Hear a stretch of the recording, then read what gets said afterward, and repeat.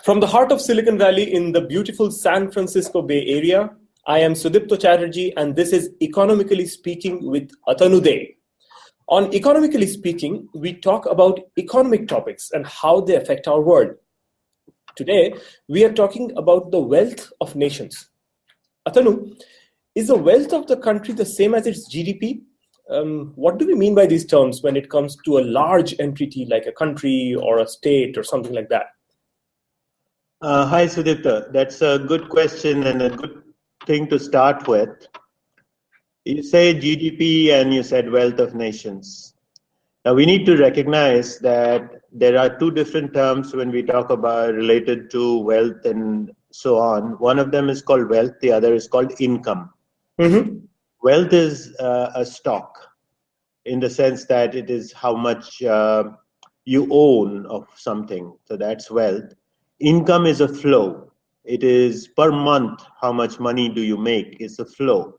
Wealth is how much you have in your bank, which might be, say, $80,000, and your income every month might be $5,000. So in that sense, the wealth of a nation, this is different from the income of a nation. The income of a nation is generally reported as the GDP per year. So you'll say the GDP of a certain country is so many thousand or billion dollars per year. So GDP is an income, whereas wealth is a stock, or however much there is of something in a country. So presumably each year as a nation produces something, and GDP of course means gross domestic product, you are either adding to or subtracting from the wealth of the nation itself. Exactly right. It's exactly that when your income, which is every period, month or a year, your annual income is something, and then if you consume more than what your annual income is, your wealth will go down. But if you consume less than what your annual income is, then you will put some money in your bank and your wealth goes up. So your savings increase. By saving, you are increasing your wealth. So in the case of a country, the GDP, or the gross domestic product, is the amount of income that the country has as a whole, of which it consumes a part, and that is consumption.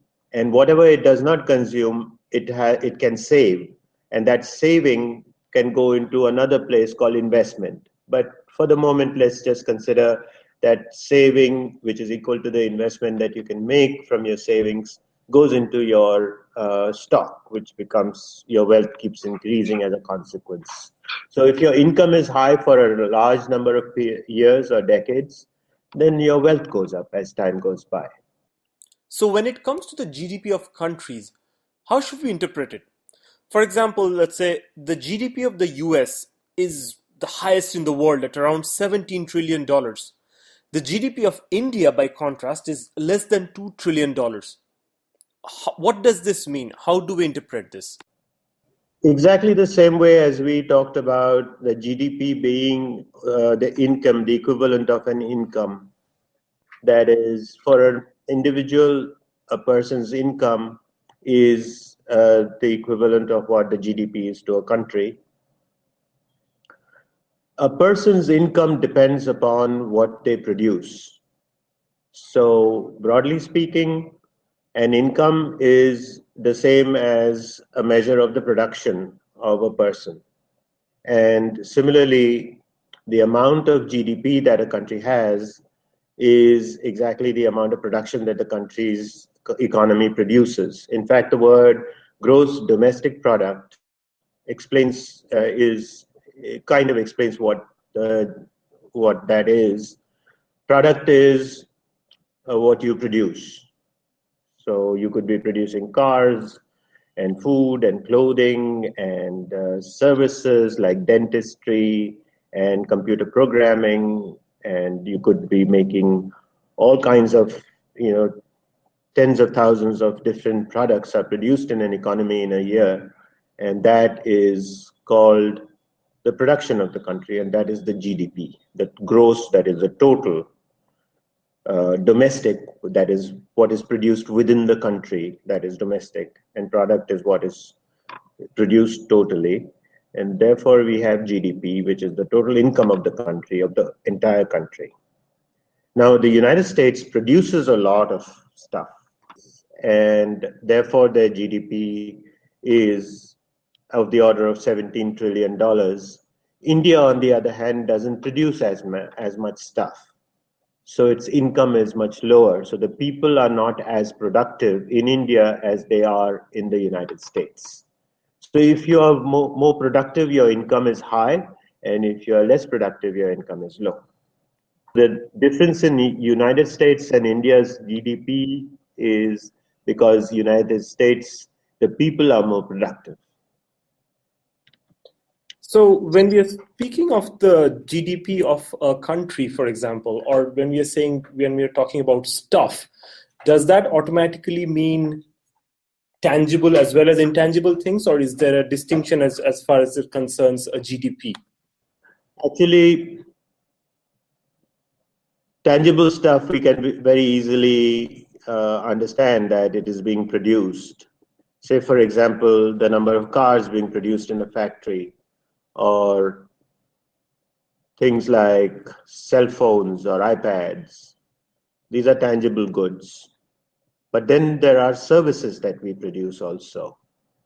The services we produce are like education, research, house cleaning, haircuts. These are all services. Somebody driving a bus or a car, these are services. They are also produced in an economy and consumed in an economy, and therefore they are part of the production or the income of the collective. So everything that you pay for, that is, you buy, you exchange in the marketplace, comes into the calculation of the GDP. Like you work on computers, presumably you write programs. Now, it's not something that you can hold in your hand. It is something, an abstraction. But that production is important, and it goes into the calculation of the income, the total income of the country. Because how does that enter the total income of the country? Because you get paid a certain amount of dollars for the services that you produce, and that gets added to the GDP of the country. So is it fair to say that the amount of money I get is an accurate representation of the amount of service or the value of my service to the country itself?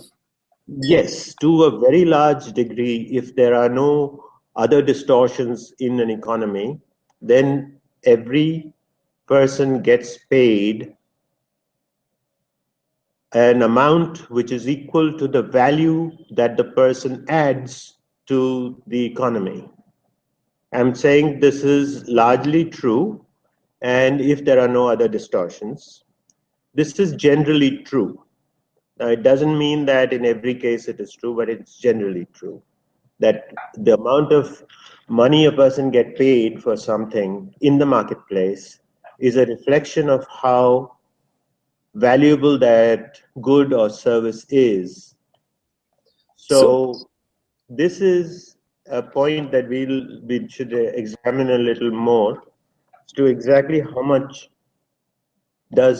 what is the value of a thing? How do you measure the value of a thing, not just its price? So you're basically saying the value and price are two different things as far as from your perspective as an economist. Well, it is not as, they may be different.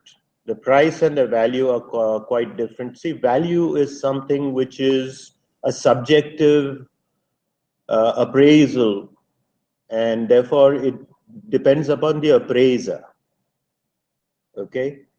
Price is something that is arrived at between the two parties, negotiations between two parties. So let me put it this way. Let's take an example. There is a painting, let's say by Salvador Dali, how much is the value of that painting? You can come up with a price, by the way, but value is something quite different from the price. Suppose I value it at $50. By that I mean that it is worth $50 to me. But the price of that Salvador Dali painting might be $50 million. How do we know that it's the price? Because maybe somebody paid that price or somebody is willing to pay that price. Therefore, evidently they value it at $50 million, whereas I value it at $50. Our valuations differ because we are different people. But the price that is in the marketplace depends upon the valuation, who is willing to pay how much for it. Now, you are the owner of the painting. Don't know how much you paid for it, but you are not willing to let it go for less than $40 million. So your valuation is $40 million. And some other buyer is willing to pay $50 million. So it goes on auction. And an auction takes place. Someone says 40 million, and you say, okay, anyone else willing to bid more? And someone says 41 million, and so on, till there's one person left who says 50 million and nobody is willing to outbid him. So he gets it. His valuation is $50 million. So the price of the painting at that point becomes $50 million. And remember, this price has nothing to do with the cost of the production of that painting. Salvador Dali sat down in his studio one day, painted this thing. Maybe he spent $15 in terms of canvas and paints and 5 hours of his time, or I don't know, maybe a week of his time. So cost has not very much to do with price and valuation. Valuation depends upon the appraiser, person who is willing to buy it and how much is he willing to pay for it.